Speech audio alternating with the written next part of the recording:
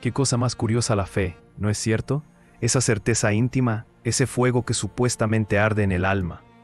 Pero cuando la fe se vuelve institución, cuando se viste de púrpura y se sienta en tronos, se convierte en algo muy distinto. Se convierte en política.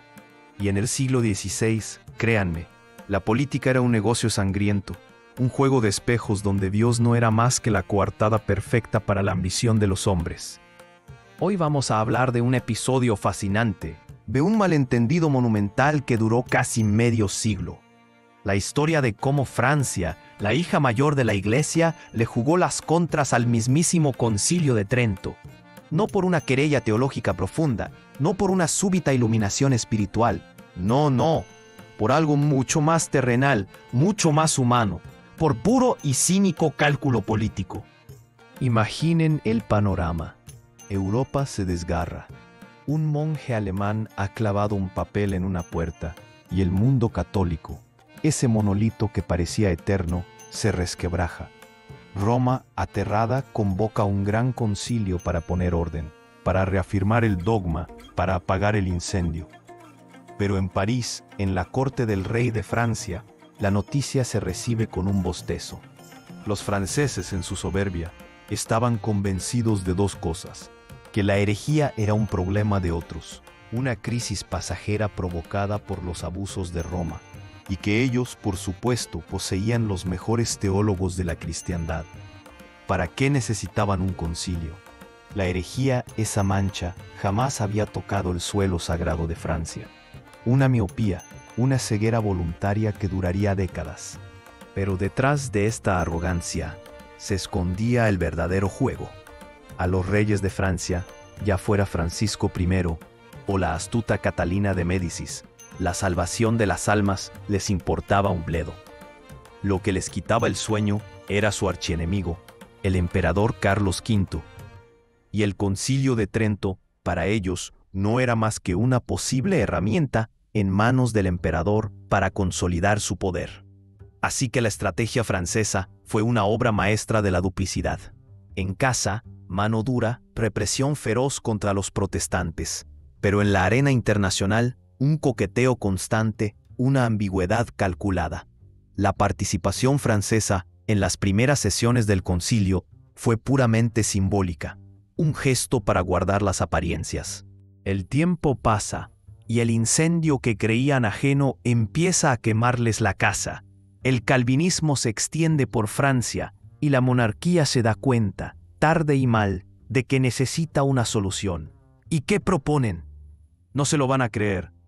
Proponen una especie de tercera vía teológica, un catolicismo a la carta, un reformismo humanista, que no dejaba contentos ni a Roma ni a Ginebra.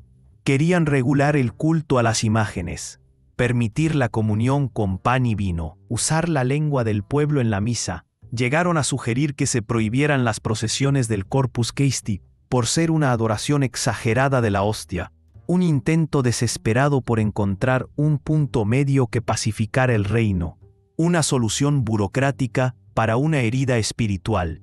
El resultado de todo esto fue lo que el historiador Alain Talon llama un constat de incomprensión, una constatación de incomprensión total. Francia y el concilio hablaban idiomas distintos.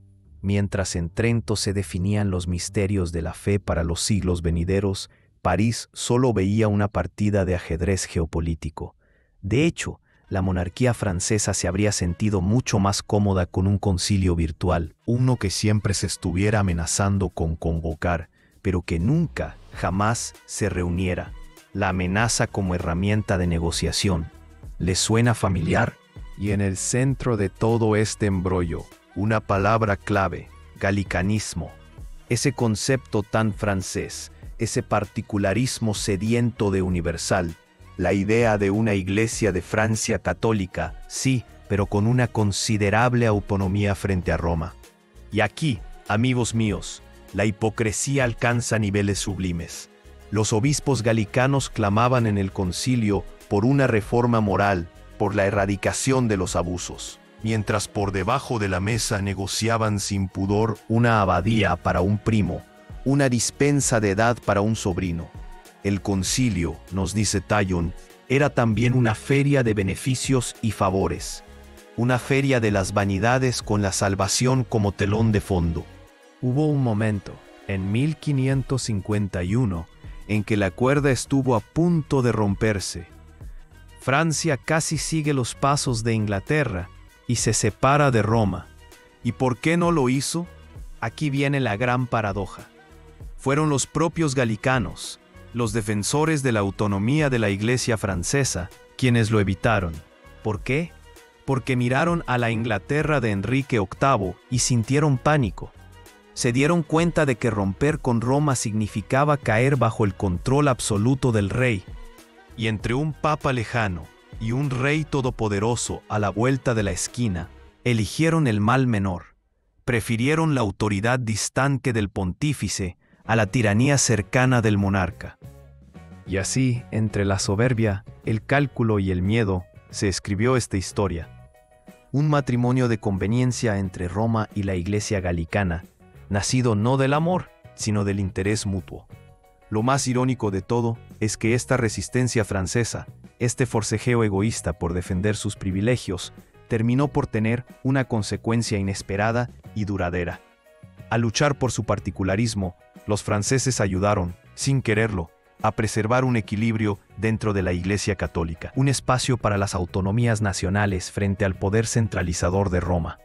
Un legado que perduraría por más de 2 siglos.